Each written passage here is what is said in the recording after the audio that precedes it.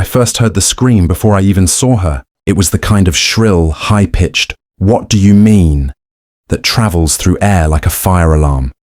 I looked up from the property papers in my hands and saw her, Karen, standing on her neatly trimmed lawn, clutching a cup that said, HOA Strong. She looked like she had just witnessed a meteor crash into her begonias, and all I had done was step out of my truck. Let me back up a second. For months, I'd been eyeing the empty field behind the HOA community. Quiet, spacious, affordable. And most importantly, not under the HOA's thumb.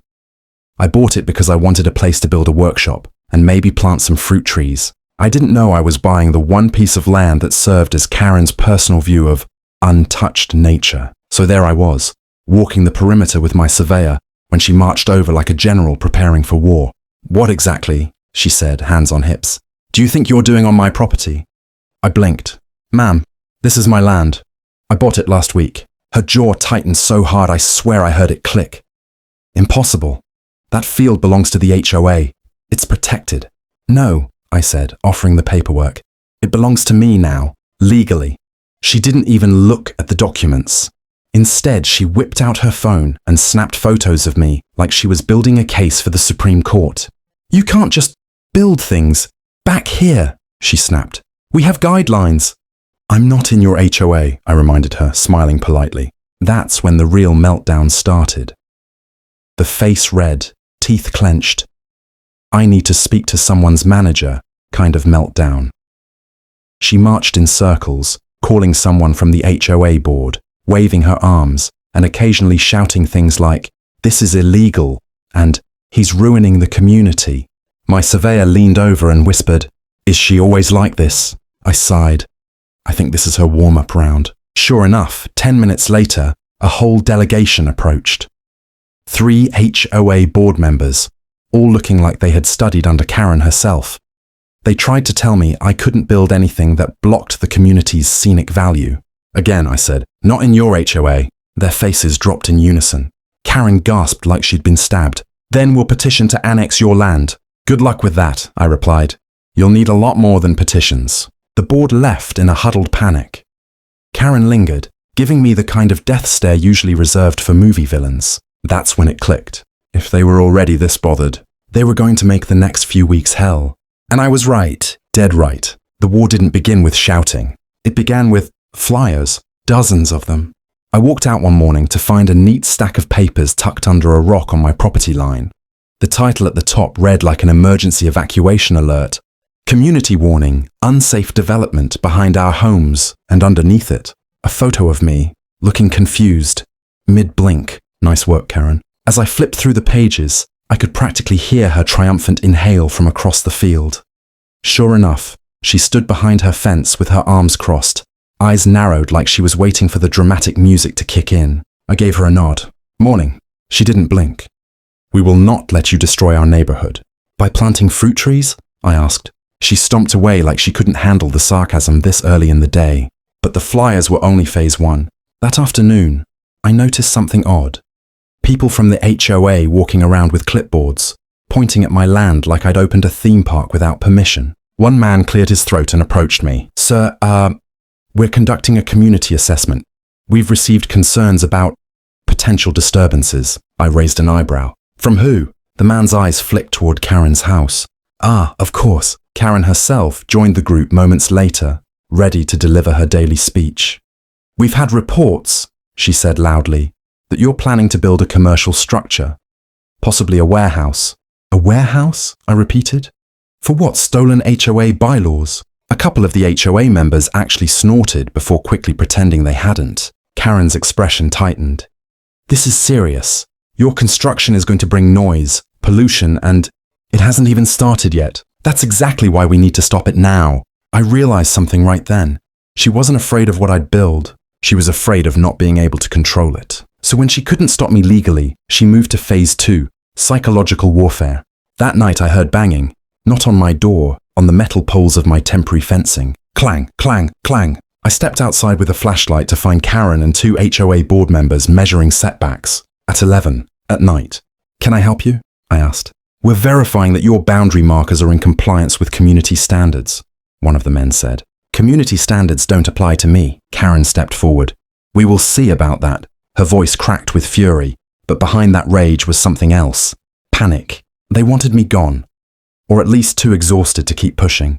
Unfortunately for them, I'm stubborn by nature. And it was around this time, standing under the harsh glow of a flashlight while Karen fumed, that a new idea came to me. A big idea, a 10-foot-tall idea, one that would change everything. The idea hit me the next morning, as I stood with my coffee, staring at the boundary where Karen and her HOA army had spent half the night measuring.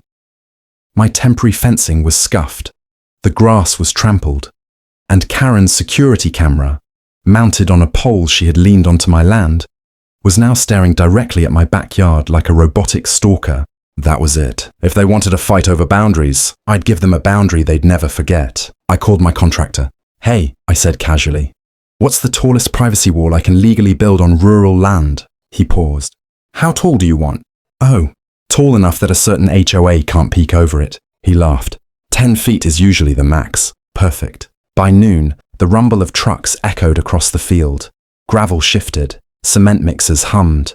Workers unloaded tall posts like we were preparing to host a medieval tournament. And of course, because this was my life now, Karen heard the noise before the first shovel even hit dirt. She came storming out of her house wearing sunglasses, a robe, and fury. Pure fury.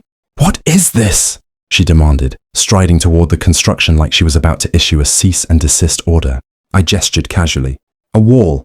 A what? A privacy wall, I said, sipping my coffee. 10 feet high, all legal, all on my property. Her mouth opened, then closed, then opened again, like a malfunctioning puppet. You can't do that! You're blocking our view! Karen, I said gently, you've spent 2 weeks trying to block me. Consider this a courtesy exchange. The contractor approached with a clipboard. Is she the homeowner? Nope, I said. Just the background noise. Karen gasped like I had insulted her entire ancestry. She snapped around and called her HOA back up. Within minutes, 2 board members showed up, breathing heavily like they'd sprinted across the entire neighborhood. One of them pointed at the workers. You have to stop. This is against HOA aesthetic codes. I'm not in your HOA, I repeated, for what felt like the 97th time. But you share a visual perimeter with us, the man protested. You're altering community harmony. That's kind of the point, I said. The workers started drilling posts into the ground. The earth shook a little. Karen screamed a lot. This is ruining everything, she shouted. My home value, my backyard sunlight, my view, my peace. Funny, I said. I could say the same. Then something happened that surprised even me. Karen ran to the half-dug post hole, stood inside it and yelled, If I stand here, they can't keep working. My contractor glanced at me deadpan. Do you want me to call someone? I sighed. Not yet. She'll run out of steam. But she didn't. She was just getting started. And the moment she realized she couldn't stop the wall, she escalated to something far worse.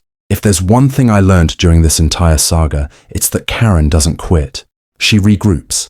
The morning after she tried physically standing in a post hole, I arrived to find something new waiting for me at the property line. A bright red HOA violation notice taped to a wooden stake. On my land, the notice read, You are hereby ordered to cease all unauthorized construction immediately. At the bottom, in aggressive cursive, was Karen's signature. She even added a little flourish under it, like this was some kind of medieval decree. I pulled the stake out of the ground and took it straight to her front door. She opened it before I even knocked. Apparently, she'd been waiting. You're welcome, she said smugly. That's your official non-compliance warning. For the 50th time, I replied. I'm not under your HOA, she smirked. Not yet. The board is voting tonight. We're expanding the HOA boundaries to include your land. I stared at her. You can't do that. We can, she insisted, chin high. And we will. The community agrees that your wall is unacceptable. That's when I realized the tone in her voice wasn't confidence. It was desperation. My wall was almost finished. My contractors were pouring the upper panels. Every day her precious view got a little smaller, and she was losing her mind over it. Good luck, I told her, turning away. She shouted after me, If you think we're done, you're wrong. Turns out, she wasn't bluffing. War. That evening, as the contractors packed up, a line of HOA members gathered on the sidewalk. Clipboards, folding chairs, and even a table with coffee like they were hosting some budget version of a town hall. Karen stood front and center. "We're voting now," she declared, arms raised like she was Moses parting the sea. "On what?" I asked. "On annexing your land." "Annexing isn't a magic spell," I said. "You can't just chant it into existence." She glared at me. "Watch us." They began a dramatic roll call vote, hands shooting up, people murmuring aye like it was a courtroom drama. Then they all fell silent, staring at me like this vote somehow changed reality. I shrugged. "Congratulations. You've successfully voted to pretend you own land you don't." Karen stomped forward. "You have to follow our rules now." "No," I said. "You have to follow the law, and the law says you can't annex private property without consent." Her face whitened. A few HOA members exchanged nervous glances. I pulled out my phone, opened my email, and slowly turned the screen toward her. "I already spoke to the county," I said. "Your little annexation attempt? Illegal by a long shot." She stared, silent. The HOA crowd began quietly dispersing, and then finally, the last blow. I pointed behind me. The wall was done. Karen's breath hitched. Her knees actually buckled a little. My view, my sunlight," she whispered. "Your rules stay on your side," I said softly, "and my peace stays on mine." For the first time since I'd met her, she didn't scream. She didn't argue. She just stared at the wall, like it was the physical embodiment of every battle she'd lost. And in a way, it was. Peace returned to my land after that. Quiet mornings.